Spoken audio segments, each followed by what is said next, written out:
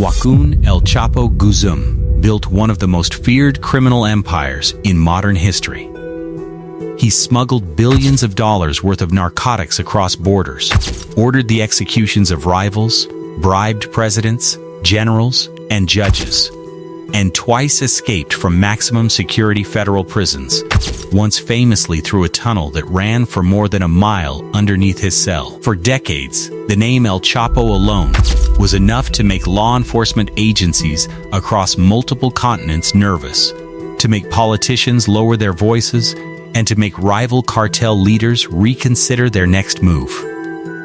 He was the gold standard of organized crime, the man Forbes magazine ranked among the wealthiest individuals on the planet, the man the United States government considered its single most wanted narcotics trafficker, the man whose network spanned Mexico, the United States, Colombia, Central America, Europe, and Asia simultaneously.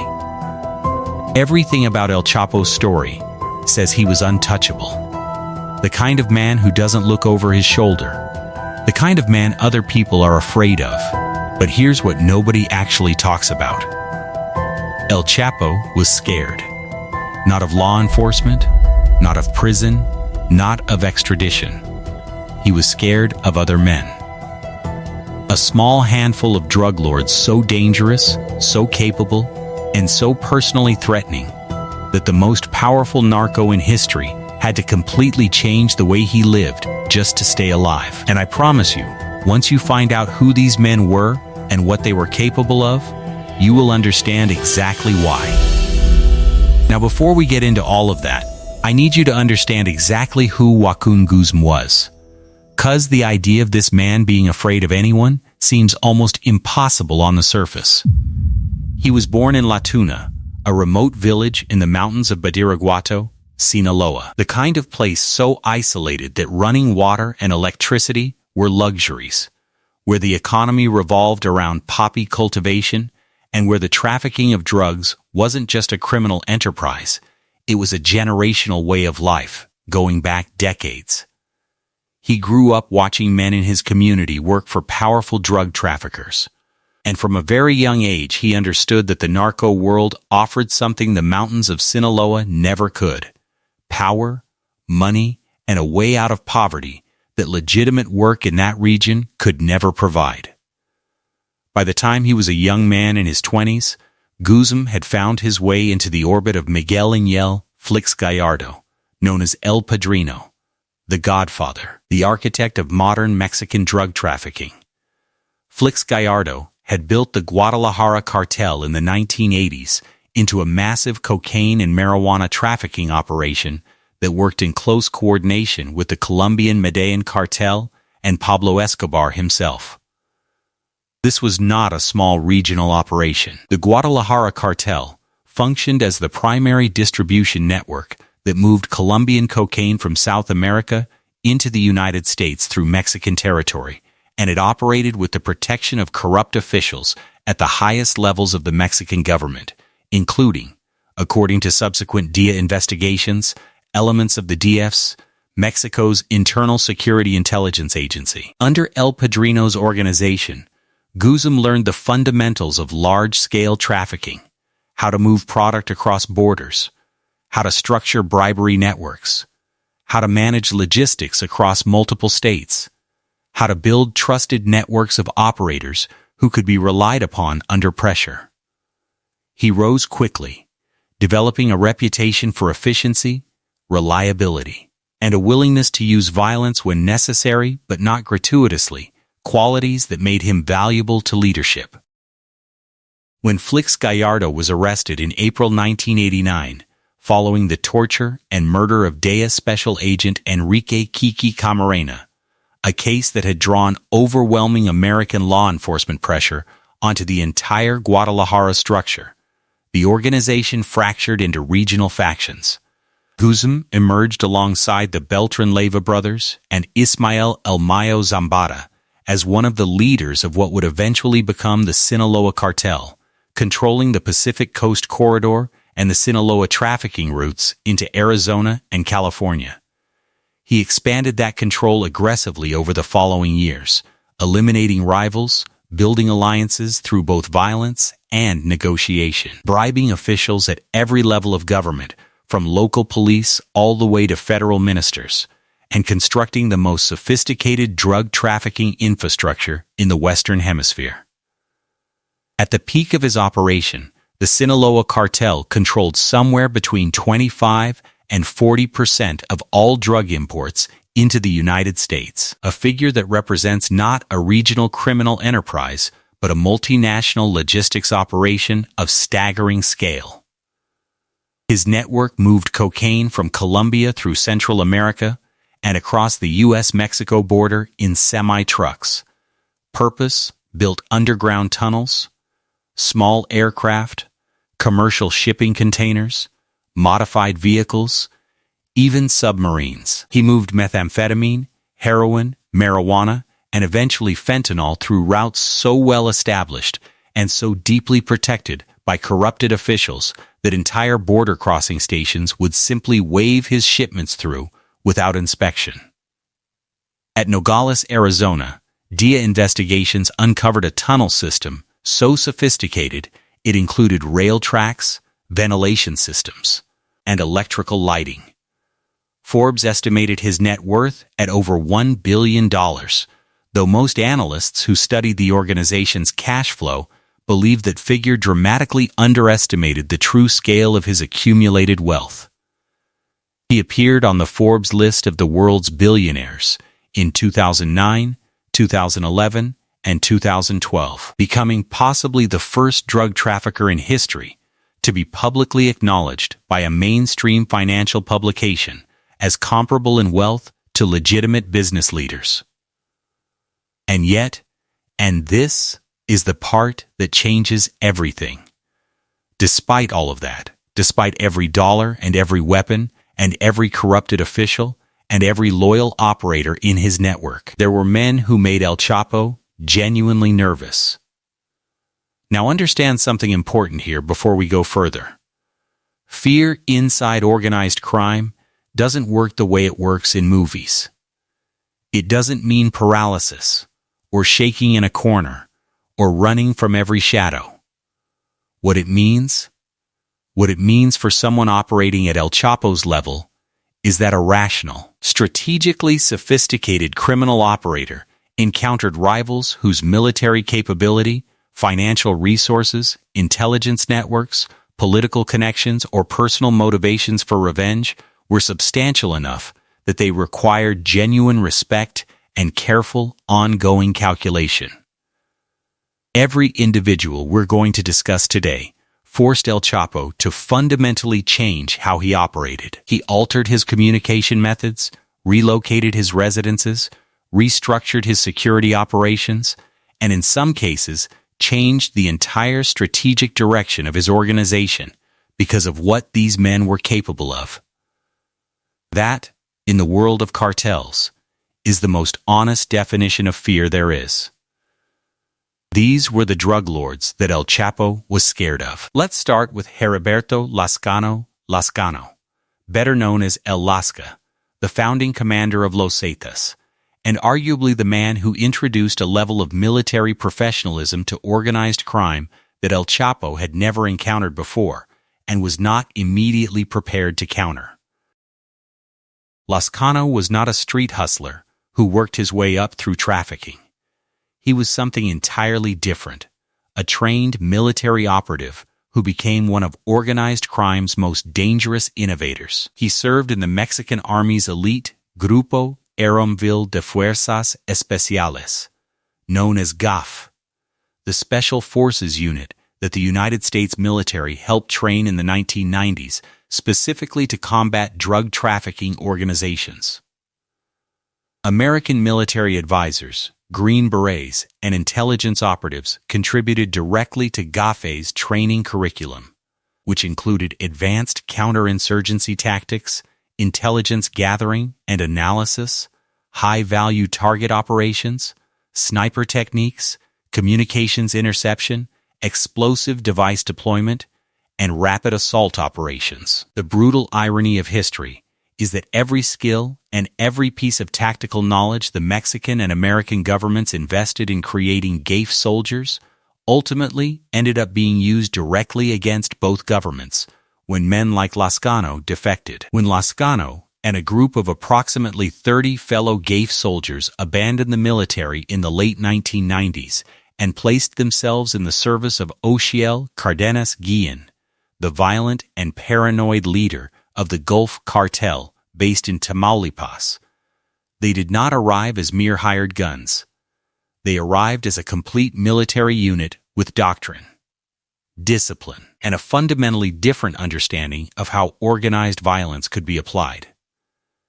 They became the enforcement arm of the Gulf Cartel under the name Los Zetas, a name reportedly drawn from the radio call sign used by elite federal police units, and within a remarkably short period, they had demonstrated capabilities that no cartel enforcer group had previously possessed. Lazcano built Los Zetas into the most militarized criminal organization in the history of the Western Hemisphere by recruiting far beyond the original GAFE Corps. He brought in additional Mexican military and police deserters, Guatemalan Caibil Special Forces veterans, soldiers from a unit with a documented history of extreme violence during Guatemala's Civil War, trained in techniques that made them among the most feared soldiers in Latin American history, along with mercenaries, former paramilitaries, and enforcer recruits, who were then subjected to systematic military-style training at camps established in rural Tamaulipas and other locations.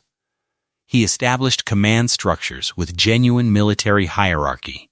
He standardized weapons procurement, acquiring not just the small arms typical of cartel operations, but heavy machine guns, rocket-propelled grenades, anti-personnel mines, armored vehicles, and military-grade communications equipment, including encrypted radios. Most significantly, he introduced the large-scale public execution as a deliberate, systematic weapon of territorial intimidation and psychological warfare. The decapitations left in public spaces, the bodies hung from overpasses, the mass graves, the people dissolved in acid, these were not random acts of brutality by undisciplined operators.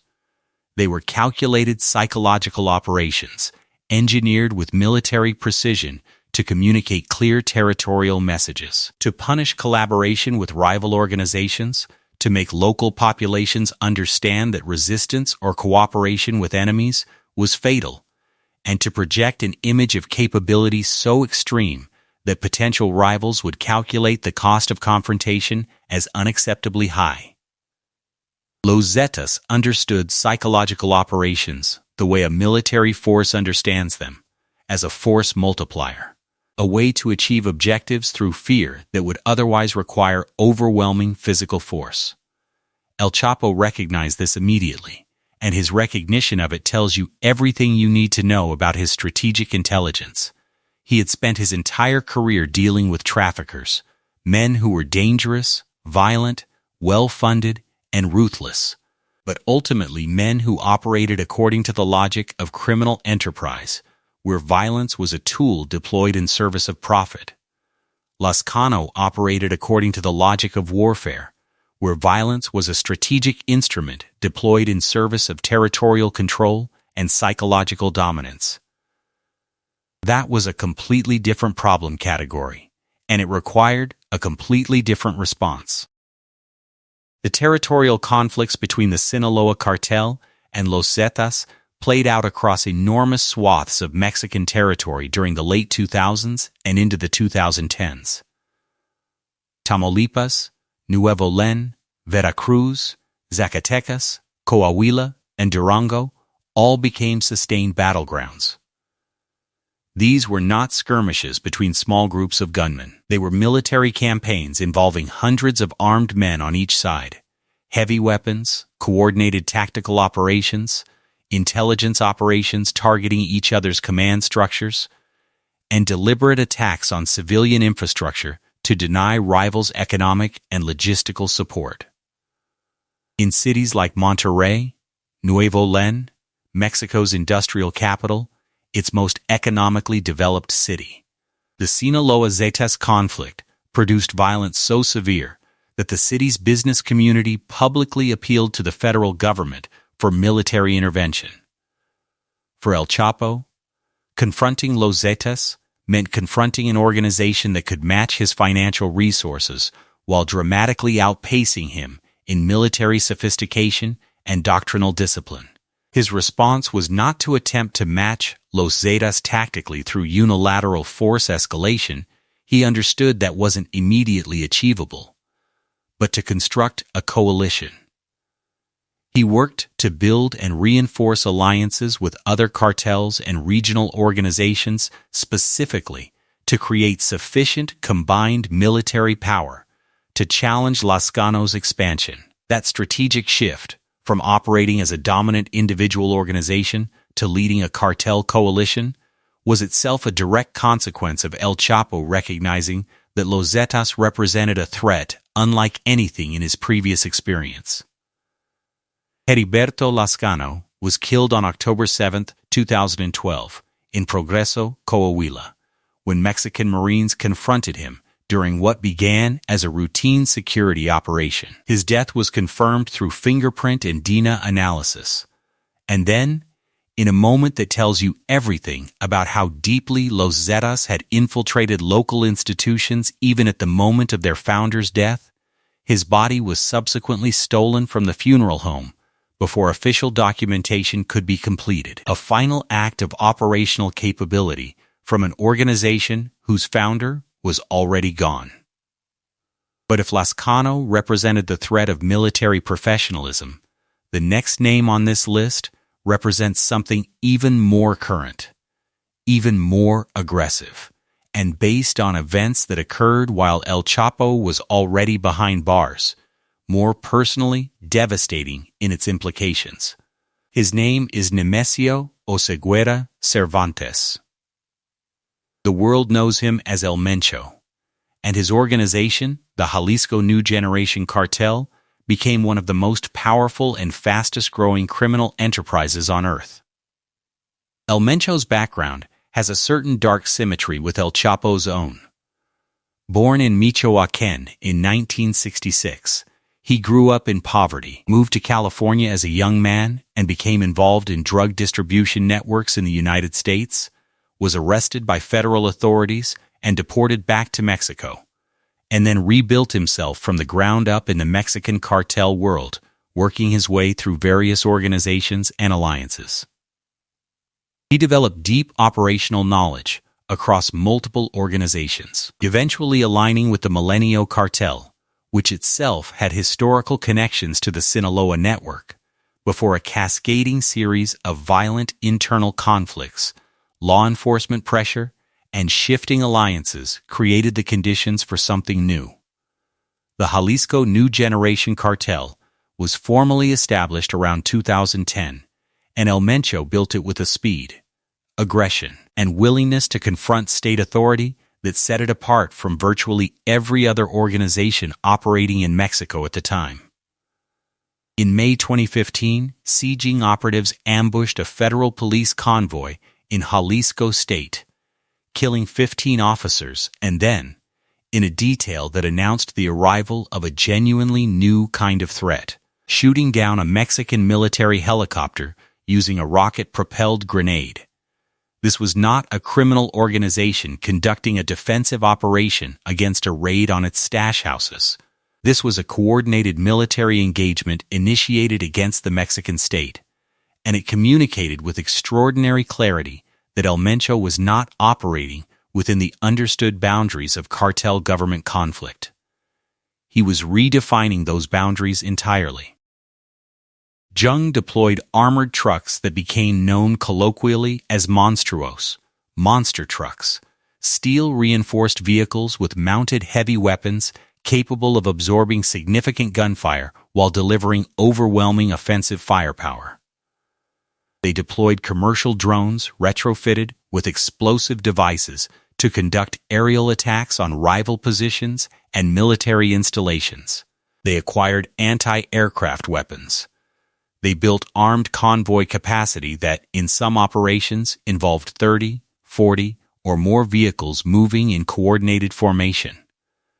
El Mencho expanded his organization across more than 20 Mexican states within just a few years, and simultaneously established international distribution networks extending into the United States, Canada, Europe, Australia, and East Asia, building a global distribution infrastructure at a pace that suggested organizational resources and planning capacity of an extraordinary order.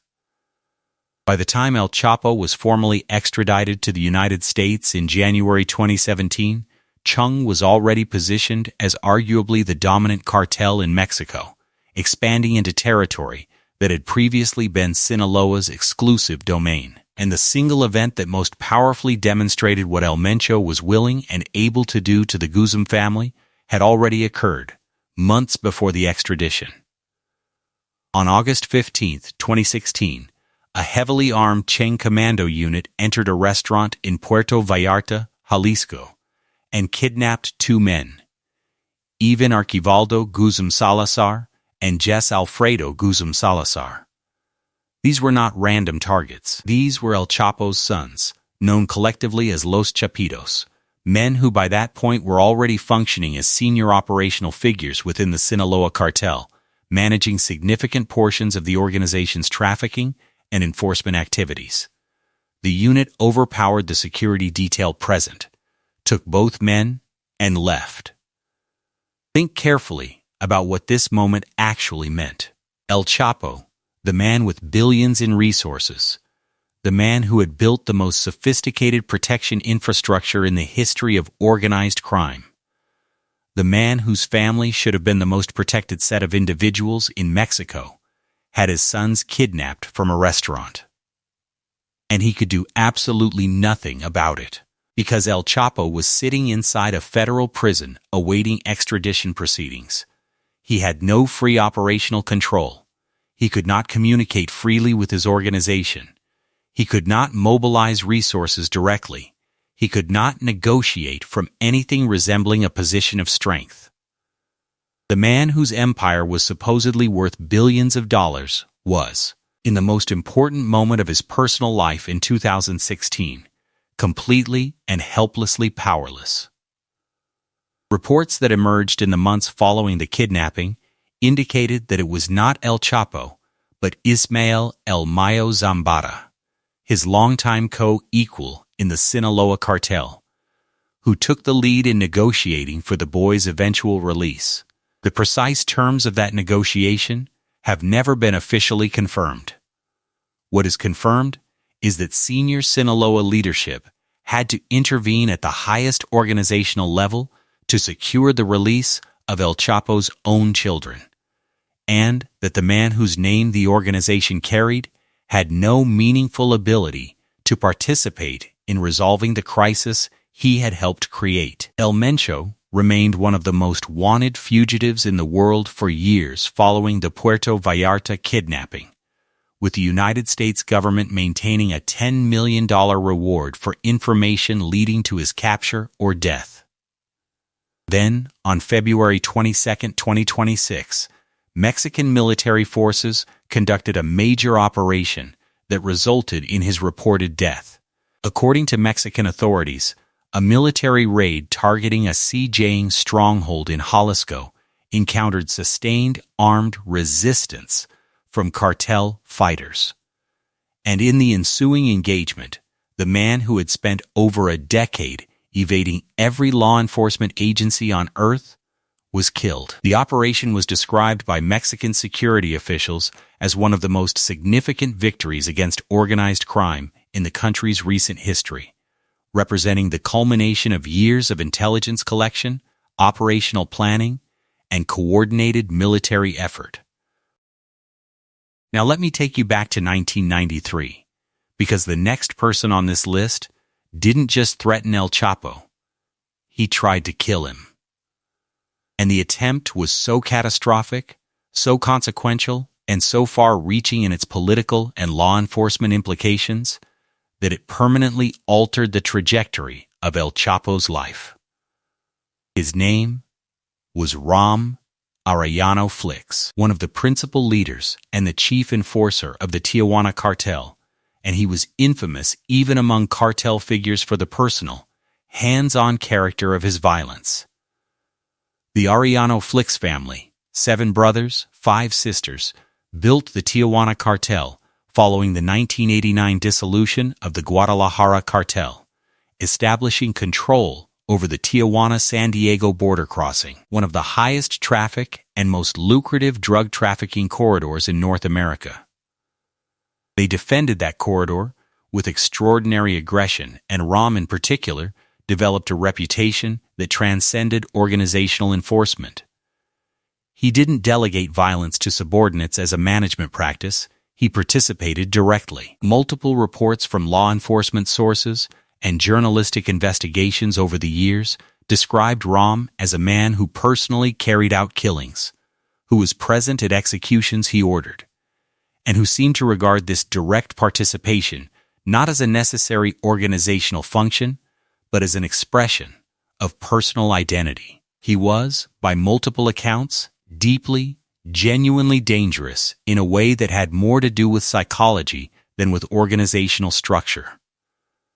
The conflict between the Tijuana cartel and El Chapo traced back to competing claims over the same trafficking corridors, the same corrupted officials, and the same United States distribution networks that both organizations needed to survive. By the early 1990s, the feud had escalated to active mutual assassination campaigns, and in May 1993, Rom organized what was supposed to be the final solution, an airport hit that would permanently remove Guzum from the equation. On May 24, 1993, at the Guadalajara International Airport, a team of Tijuana cartel hitmen converged on the departure area with intelligence indicating El Chapo would be there.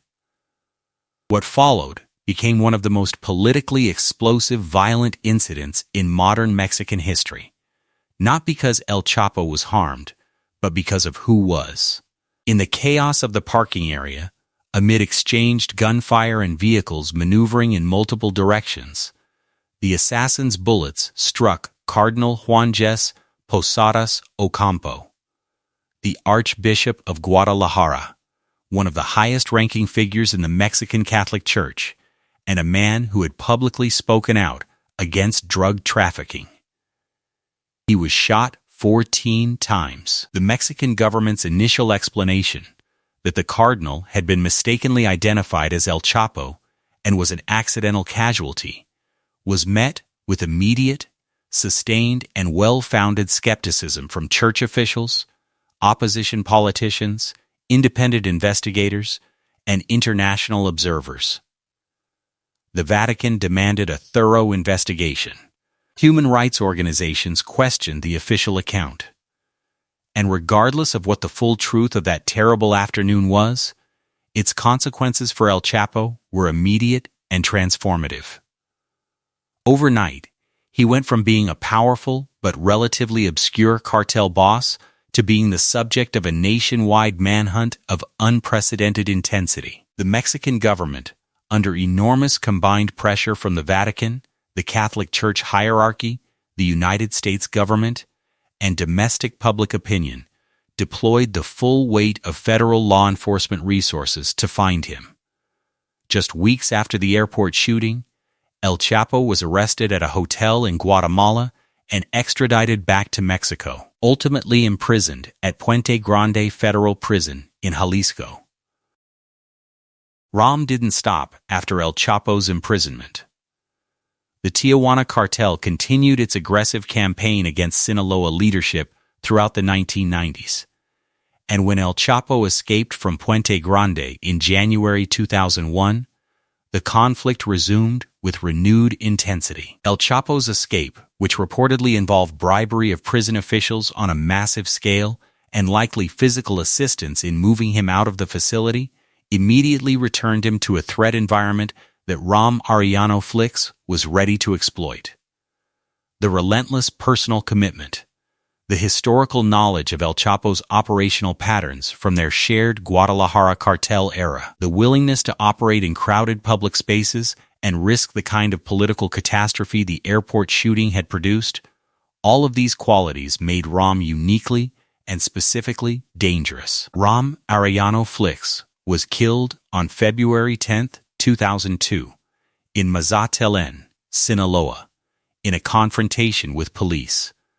A confrontation that subsequent analysis suggested may have been engineered by Sinaloa operatives who had infiltrated the police units involved. His death removed an existential personal threat, but the lesson El Chapo had learned from nearly a decade of being actively hunted by a man who knew him personally and hated him specifically left permanent marks on how he operated for the rest of his career. Now here is where the story becomes genuinely different, 'cause the next figure wasn't an outsider. He wasn't a rival from a competing organization or a military defector building his own empire from scratch. This was a man who had been El Chapo's partner and ally, who had sat across tables from him in planning meetings, who had helped construct the same organization they both depended on. His name was Arturo Beltrán Leyva, El Barbas, and when he turned against El Chapo, he became the most informed, most strategically sophisticated, and in some ways most personally devastating enemy Guzman had ever faced. The Beltrán Leyva brothers, Arturo, Alfredo, Hector, and Carlos, were foundational partners in the Sinaloa cartel from its earliest days.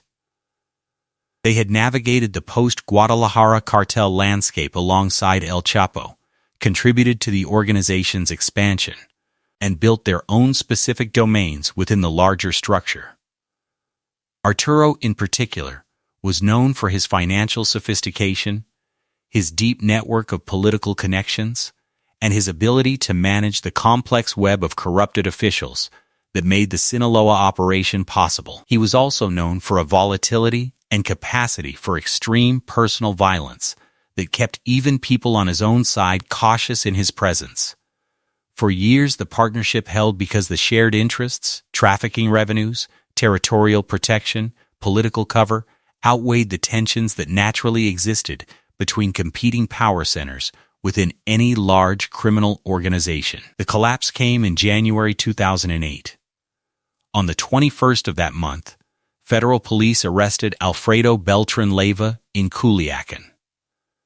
The operation was precise, well-targeted, and, critically, suggested that whoever provided intelligence to the government knew exactly where Alfredo would be and when. Arturo became convinced, through a combination of analysis and information from sources within the organization, that El Chapo had given the government the intelligence necessary to capture his brother.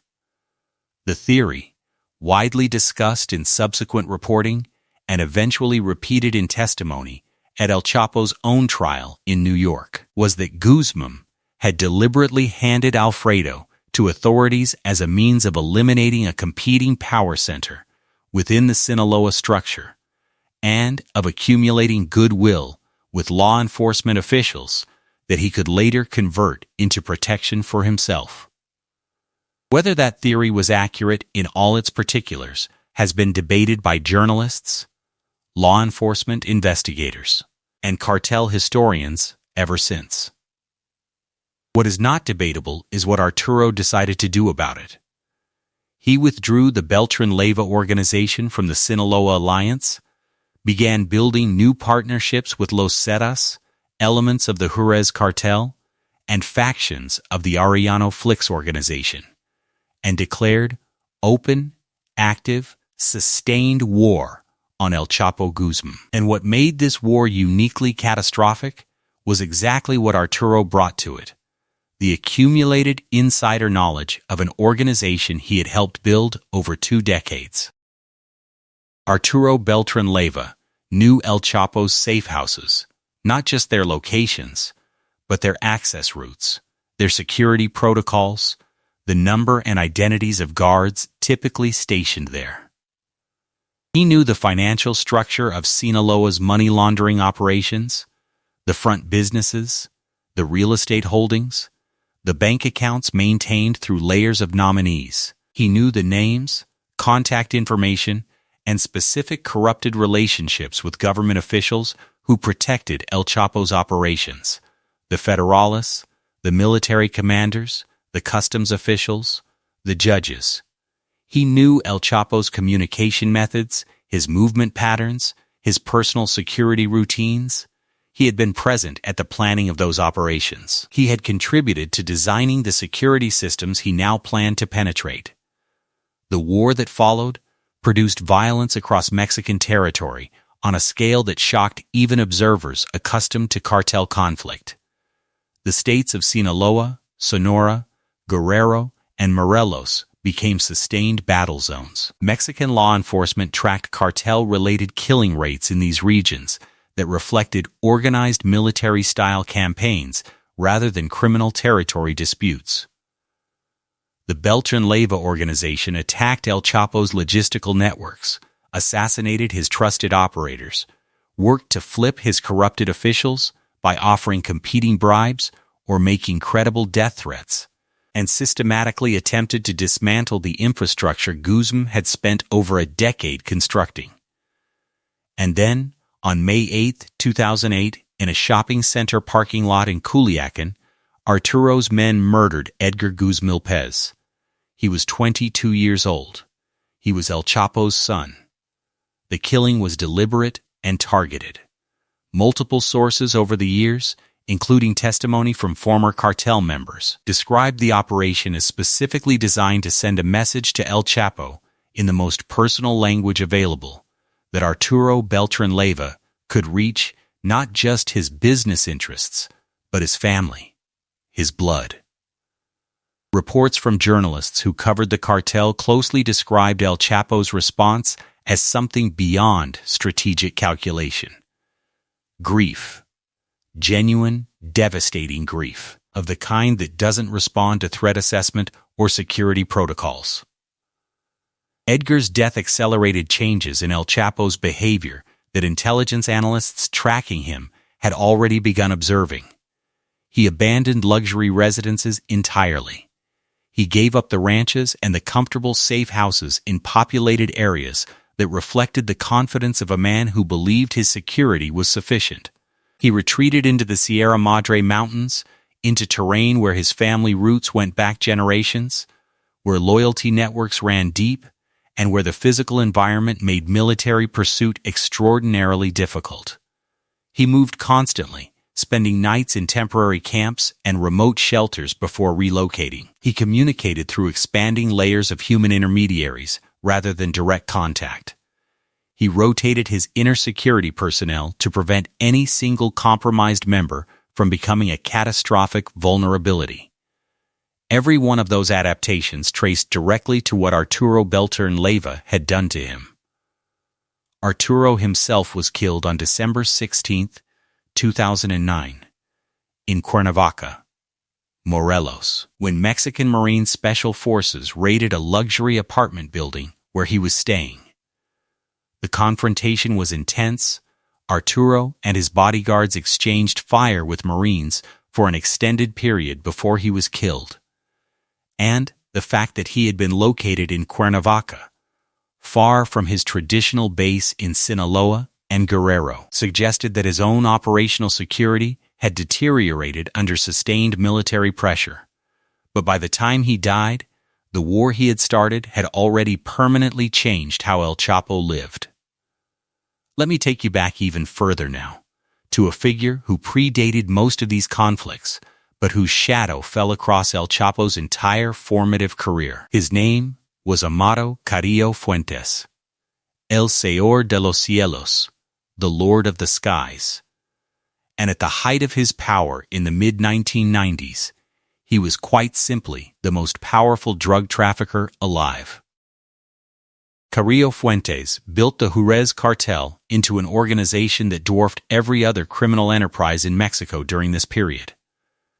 His nickname came from the fleet of aircraft he assembled, and when we say fleet, we need to be specific about what that actually means. At its operational peak, Amado Carrillo Fuentes controlled somewhere in the range of 22 Boeing 727 commercial aircraft, along with dozens of smaller private jets, Learjets, turboprops, and cargo planes. He had acquired these aircraft through front companies, corrupt aviation officials, and purchased identities for shell corporations registered across multiple countries. He moved cocaine from Colombia through Mexico into the United States, not in the cautious, small loads that most traffickers use to minimize exposure, but in shipments measured in tons. A single Boeing 727 cargo flight could carry multiple metric tons of cocaine, and he ran them frequently, creating an airlift capability for drug trafficking that law enforcement agencies had never previously encountered at this scale. His political connections were extraordinary even by the deeply corrupted standards of 1990s Mexican governance. Carrillo Fuentes maintained documented relationships with Mexican military generals, senior federal police commanders, officials within the Attorney General's office, and government figures at ministerial levels that went far beyond conventional bribery. These were strategic institutional relationships, arrangements that provided him with active advance intelligence about law enforcement operations, warning systems for incoming raids, protection that operated at a structural rather than individual level. His money laundering infrastructure was sophisticated enough that investigators in the United States, Mexico, and Europe spent years trying to untangle the web of front companies, real estate holdings, agricultural businesses, and financial instruments he used to legitimize and move his proceeds across international borders. For El Chapo, during the early to mid-1990s, still building his organization, still consolidating his position in the post-Guadalajara landscape, confronting Amado Carrillo Fuentes directly would have been strategically suicidal. The Jerez cartel controlled critical trafficking corridors, had operational capacity that exceeded anything Sinaloa had yet built, possessed political protection at levels Guzum couldn't yet match, and was led by a man whose organizational capabilities and strategic intelligence El Chapo genuinely respected. El Chapo understood this, and his approach to Carrillo Fuentes during this period was defined by caution. He expanded his own operations carefully and selectively, avoided direct territorial confrontation where possible, and worked to build his organization's capabilities to a point where it could eventually compete on equal terms. He never had to fight that war. On July 4, 1997, Amado Carrillo Fuentes died in a clinic in Mexico City, following extended plastic surgery procedures intended to significantly alter his facial appearance. He had been attempting to transform his appearance completely enough to allow him to move internationally without being recognized, a measure that itself reflected the growing pressure that DIA intelligence operations and the post-1994 political environment in Mexico had begun placing on even the most protected traffickers. He died from complications during or after the surgical procedures, though the circumstances generated immediate and durable conspiracy theories. The surgeons who performed the operations were themselves found dead months later, encased in concrete inside oil drums, a disposal method that ensured their silence but also guaranteed that their deaths would be noted and reported, suggesting that whoever ordered their killing intended the message to be received by specific people. His death created a power vacuum in Mexican trafficking that El Chapo exploited with remarkable strategic speed. The fragmentation of the Jerez cartel's dominance and the subsequent internal conflicts within that organization over succession opened corridors and markets that Sinaloa moved into aggressively. In many ways, the Sinaloa cartel's eventual rise to preeminence in Mexican drug trafficking was built directly on the opportunity created by Amado Carrillo Fuentes' death and the chaos that followed it. Beyond these central five figures, El Chapo navigated a constantly shifting landscape of institutional and personal threats that collectively shaped every strategic decision he made. The Gulf Cartel, even as Los Zetas gradually separated from it and became an independent organization, remained a significant territorial presence in northeastern Mexico and a source of ongoing conflict. Regional cartel bosses in states like Guerrero, Michoacán, and Veracruz periodically tested Sinaloa's dominance. Inside his own organization, El Chapo managed constant tension between competing power factions, the Zambada family's substantial independent influence, the growing ambitions of his sons, the complex loyalties of regional plaza bosses who controlled day-to-day operations in their territories, and who could shift allegiances if sufficiently pressured, bribed, or threatened by competing organizations. And then there was the persistent, systematically escalating pressure of the United States federal government. The FBI, Homeland Security investigations, the Department of Justice, and particularly the Southern District of New York's Organized Crime Prosecution Unit. American law enforcement was not simply interested in arresting El Chapo as a symbolic victory. It was conducting a multi-year, multi-agency campaign to systematically dismantle his financial networks, identify and flip his associates, intercept his communications, build a comprehensive evidentiary case that could survive the scrutiny of a federal trial, and ultimately remove him permanently from any position of operational influence.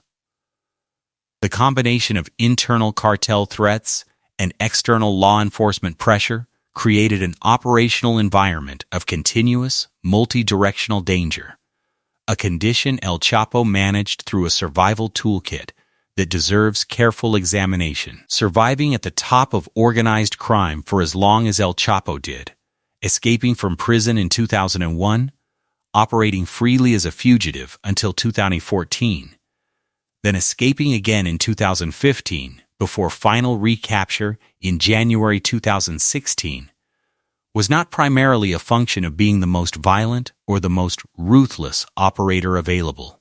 It was a function of strategic intelligence, knowing who was dangerous and how specifically dangerous, knowing when to fight and when to negotiate, knowing whose loyalty could be purchased at what price, knowing when a threat required elimination and when it required accommodation, and knowing, critically, when to fundamentally change your operational practices because the threat environment had shifted. El Chapo's specific survival toolkit evolved in direct, traceable response to each of the threats we've discussed.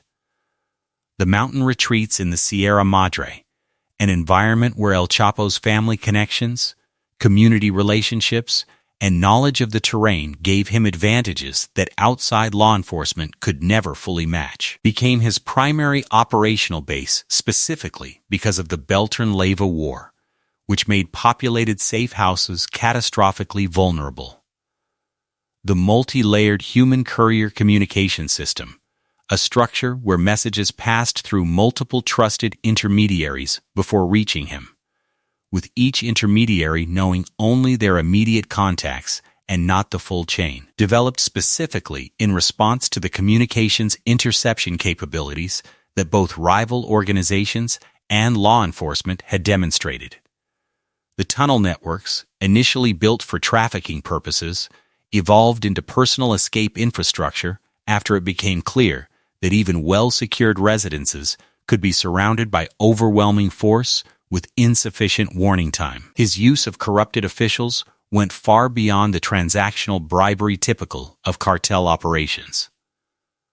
El Chapo maintained what amounted to an active intelligence network within Mexican federal police, the military, and various state agencies. Officials who provided advance warning of operations, who diverted investigations away from his actual locations, and who could actively intervene in law enforcement processes targeting his organization.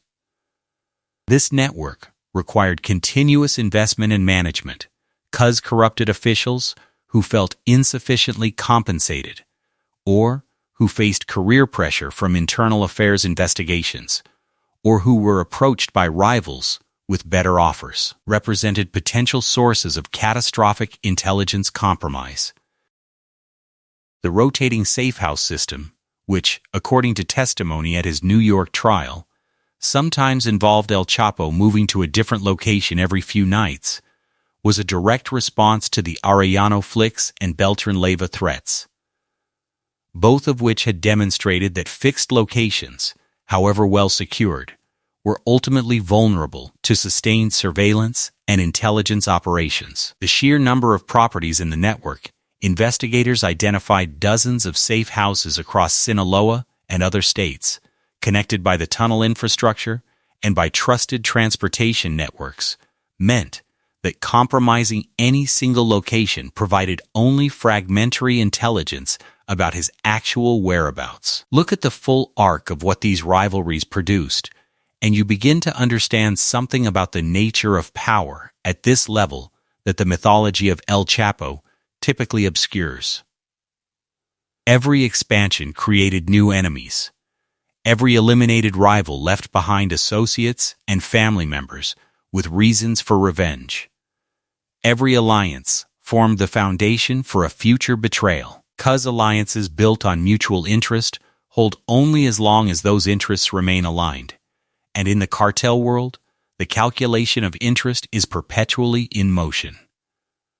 Arturo Beltrán Leyva had been a genuine partner for years before he became El Chapo's most dangerous enemy. El Mencho had operated in spaces that were once part of Sinaloa's extended network before building a rival empire that could kidnap the boss's sons.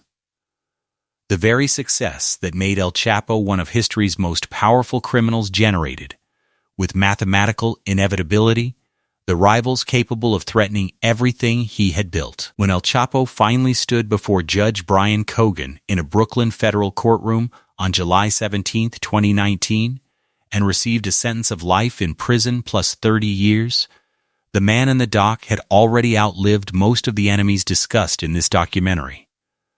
Lazcano, dead in October 2012. Ram Arellano Flicks, dead in February 2002. Arturo Beltrán Leyva, dead in December 2009. Amado Carrillo Fuentes, dead in July 1997. El Mencho, by February 2026, reportedly killed in a military operation that ended one of the most significant chapters in recent Mexican cartel history. El Chapo had outlasted them all. Not through invincibility, not through some quality that placed him beyond the reach of ordinary violence, but through a combination of strategic intelligence, operational discipline, the willingness to adapt when the threat environment required adaptation, and a clear-eyed recognition that the men capable of destroying him needed to be taken seriously, more seriously, always, than his own reputation. The story of El Chapo is usually told as a story of power. The escapes, the tunnels, the billions, the Forbes listing, the corruption reaching into the highest levels of government, all of it assembles into a portrait of a man who seemed to operate outside the normal rules of consequence. But the complete story, the historically honest story, is also a story of fear. Specific, rational, strategically appropriate fear of specific individuals whose capabilities he had assessed correctly and whose actions he had taken seriously enough to fundamentally reorganize his life around avoiding. He didn't build hundreds of miles of tunnels because he was invincible. He didn't retreat to mountain hideouts and rotate through safe houses every 3 days because he felt untouchable. He did those things because he knew, with a precision that only someone who had been genuinely threatened could possess, exactly how many different ways the men in this documentary could have killed him. Every cartel empire eventually generates the forces that threaten to destroy it. The ambition and ruthlessness required to build one simultaneously produce enemies willing to dedicate their lives to tearing it down. El Chapo built the most powerful drug trafficking organization in modern history, and in doing so, he created every condition necessary for the emergence of rivals like Lazcano, like Beltrán Leyva, like Ram Arellano Flicks, men who matched his capabilities in specific dimensions, who had personal or organizational motivations powerful enough to sustain decades of conflict, and who forced him to live the life he actually lived, Not the mythological narco of the corridors, but a man sleeping in mountain camps, communicating through human chains, trusting almost no one, and spending every day calculating the distance between himself and the people who wanted him dead. That is the reality, the mythology of El Chapo Erasmus. And the men discussed in this documentary are the reason it existed. And that reality matters for a reason that goes beyond the specifics of Mexican drug trafficking history. What El Chapo's story illustrates is something universal about the nature of power built on violence and coercion. Every advantage that violence provides is temporary. Every rival eliminated creates a successor with additional motivation. Every territory seized generates defenders. Every dollar accumulated creates targets. The men who reached the top of the cartel world and stayed there longest were not the ones who believed most completely in their own invincibility. They were the ones who maintained the clearest, most rigorous assessment of their own vulnerability. Consider what strategic intelligence actually meant in the environment El Chapo operated in. It wasn't just knowing where your enemies were. It was understanding the architecture of their motivations. Ram Arellano Flix was dangerous not simply because he was violent. The cartel world was full of violent men, but because his motivation was personal in a way that made him irrational by the standards of criminal enterprise logic. A rational criminal calculates risk against reward. Ram appeared willing to accept extraordinary risk for the specific reward of killing El Chapo, which made him unpredictable in ways that a purely profit-motivated rival would not be. Understanding that distinction, understanding why Ram was differently dangerous than a competing trafficker trying to take his corridors, required a kind of analytical sophistication that most people don't associate with cartel leadership. Similarly, understanding Arturo Beltrán Leyva required recognizing that the insider knowledge he possessed created a different category of threat than outside rivals could generate. An outside rival, no matter how well-resourced, has to work to learn the things Arturo already knew. He had to invest in intelligence gathering, in infiltrating El Chapo's network, in identifying the safe houses and the communication methods and the corrupted officials. Arturo knew all of that already. The lead time advantage that intelligence gathering provides, which is often the difference between survival and elimination in cartel conflicts, simply didn't exist when the threat came from a former partner. Every defensive adaptation El Chapo had ever made in Arturo's presence had been observed and understood in real time. This is why the Beltrán-Leyva split stands as perhaps the single most dangerous period in El Chapo's entire career. More dangerous, in some ways, than the law enforcement pressure that eventually led to his capture and conviction. Law enforcement, however sophisticated, operates within institutional constraints, legal requirements, chain of command, political considerations, interagency coordination problems, budget limitations. Arturo Beltrán-Leyva operated with none of those constraints, and with a depth of specific, current, actionable intelligence about El Chapo's operations that no law enforcement agency possessed at the time. The son's murder was the starkest illustration of how completely Arturo had chosen to eliminate those constraints. Edgar Guzmán Pez was not a cartel commander or a strategic asset. He was a young man. Killing him served no trafficking purpose, secured no corridor, eliminated no operational threat. It was pure psychological warfare, designed to demonstrate reach, willingness, and complete indifference to any remaining code of conduct that might have constrained the violence. And it worked. The changes El Chapo made to his security and movement patterns in the months following Edgar's death represented a fundamental restructuring of his operational life. Not tactical adjustments, but a wholesale reconception of how he could safely exist. It is worth noting that El Chapo was not unique among cartel leaders in facing these kinds of threats.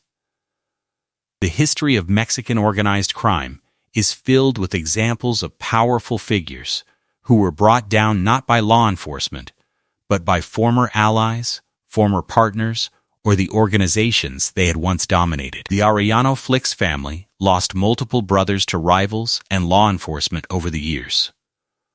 Ociel Cardenas Guillen, who had created Los Zetas as his personal enforcement arm, was ultimately betrayed by them as the Zetas developed their own organizational identity and interests. The pattern repeats because it is structural. The conditions that produce powerful criminal organizations also produce the internal conflicts and competitive dynamics that ultimately threaten them.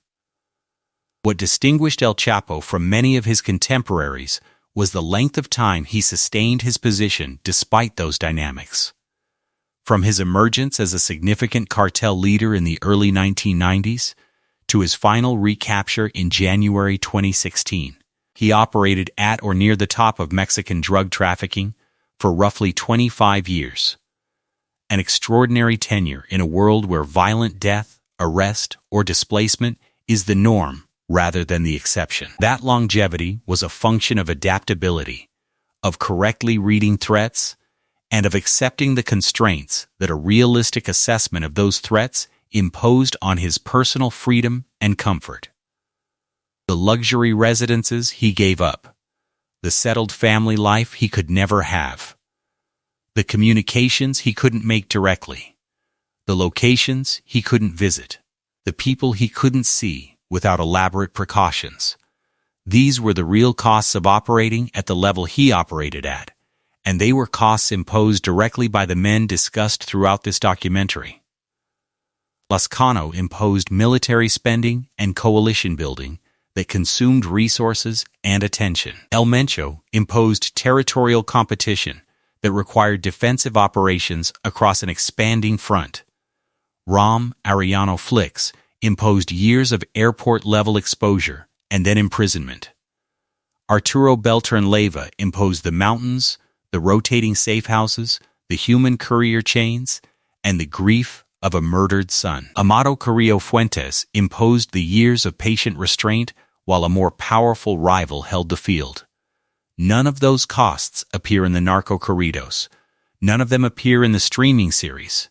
They appear here, in the operational record of a man who survived as long as he did precisely because he never forgot that survival required him to take these men seriously, to fear them specifically, to respond to that fear with concrete changes to how he lived, and to never, not for a day, mistake his reputation for protection.